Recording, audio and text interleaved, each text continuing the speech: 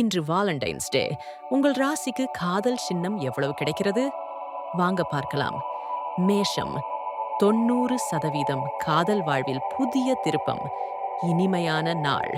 ரிஷபம் 75% உங்கள் காதல் உறவு இன்னும் நெருக்கமாகும். மிதுனம் 60% சிறிய குழப்பங்கள் இருந்தாலும் நல்ல முடிவு. கடகம் 95% காதல் வாழ்க்கை ரொமாண்டிக்காக அமையும். சிம்மம் 50% காதல் விஷயங்களில் பொறுமை அவசியம். கன்னி 80% உங்கள் அன்பு வளர இது சரியான நாள்.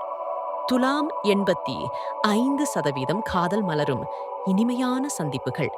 விருச்சிகம் 40% சின்ன சின்ன தகராறுகள், ஆனால் காதல் நிலைக்கும்.